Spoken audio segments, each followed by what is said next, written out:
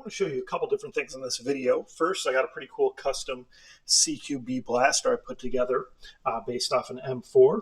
And then I want to talk to you a little bit about some new gel balls from TACTOYS USA I'm going to talk to you a little bit about. And those are actually available on Amazon.com and TACTOYS.USA. So you can go to TACTOYS.com or Amazon. For those of you who can, order directly from their website. It's going to help the company out more. That's good. If you're into this hobby, you want them to stick around. They definitely make more money if you order from them directly. Amazon really does take advantage of a lot of the sellers, but if that's your only option, you can get those on there too. So again, we'll talk about those in a moment. So this is an M4 that was actually an Anstoy M4a1, so a very basic M4a1 that you can pick up on Amazon. The Anstoy, the Voswuen, and the Voswuen are all identical. And by that I mean 100% identical. So a lot of times the Voswuen is on sale down to like $60. So buy that one if you're going to get one. And that's going to come to you. It's going to be about 230 FPS out of the box.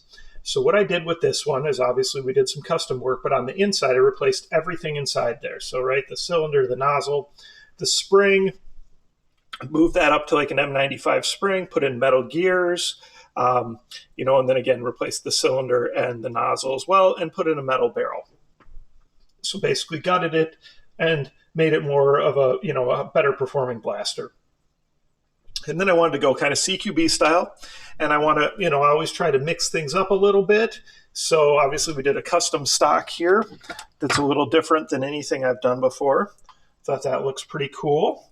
So again, that was a modified version of a free stock that I found. And then I had to kind of redo some things to make it work for a buffer tube because it was not made for a buffer tube. It was made for somebody's kit that they put together for airsoft.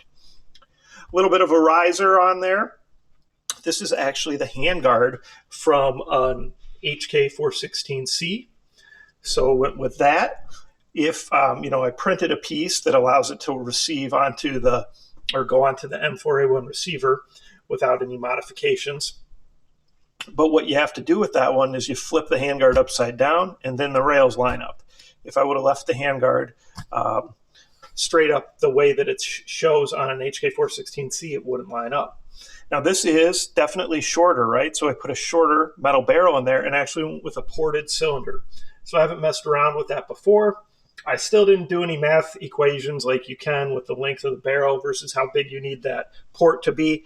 I just grabbed a cylinder that was ported and then slapped it in there, and it's actually turning out pretty good because it is about 300 FPS. So I assume that is partially due to that. So did that there as well.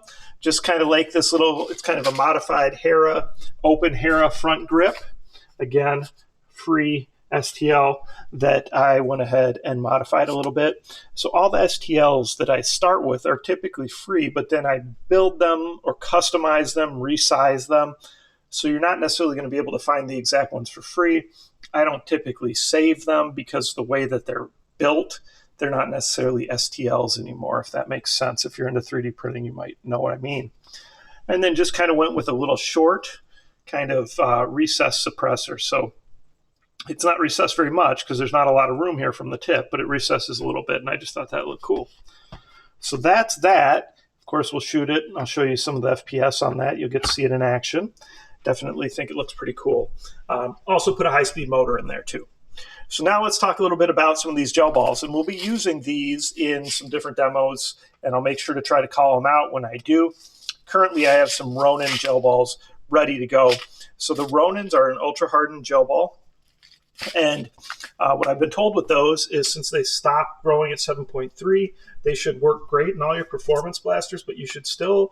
a lot of people have success with these even in lower range. So I don't know, I guess I'd maybe say anything from 200 FPS and up. You might want to go ahead and try these. Currently, I've only tried them in things that are like 250 and up, and they've worked okay, and that's good. And of course, we'll continue to play with them a little more. I haven't tried very many. But like I always tell you guys, you may have to try multiple gel balls. Once you get into better gel blasters, you might have to try different brands One may perform awesome, and then one may perform horrible. And typically it's not the blaster, it's that the blaster just doesn't agree with the gel balls. So make sure you try different ones. All right. And then we got some Titan 2.0s here, and these are an ultra hardened gel as well. I haven't soaked any of these yet, so I can't speak to them, but of course we will. And like I said, those are from TACTOYS, and I believe TACTOYS is the only one who sells these two brands, so you got to go through TACTOYS or find them on Amazon. All right, so there you go. Kind of a little rundown on the custom build, plus on some new gel balls that we're going to be trying. So let me know if you have any comments or questions. Of course, post them below. Make sure you like, subscribe, share my channel with your friends, and participate in those monthly giveaways. Thanks.